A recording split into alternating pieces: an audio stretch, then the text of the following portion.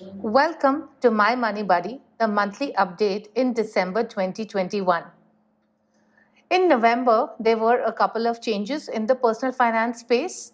The first being that the IMPS limit has been raised to Rs 5 lakhs per transaction.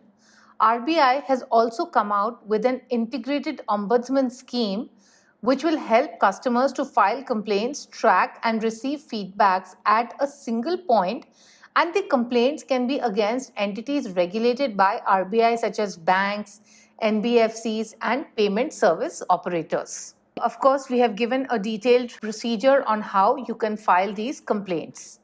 Now, SEBI also came out on guidelines on silver ETFs. Remember, this is a category that has been recently introduced.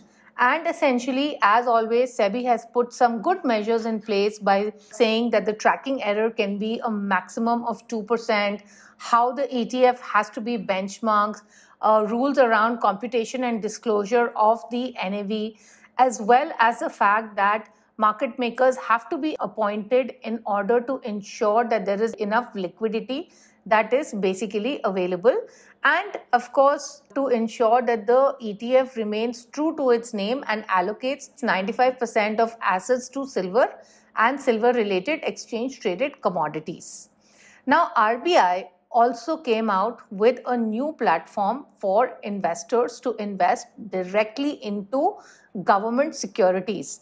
This is typically a market where institutions invest, like you have banks, you have insurance companies that buy government bonds. These are bonds which are issued by the central government, and now individuals can buy these bonds directly. The minimum application amount is 10,000 and the maximum is 2 crores. They can buy it directly on this particular platform. Of course, what you need to keep in mind is that the returns from these bonds are fully taxable. So you have to see if that really works for you or not.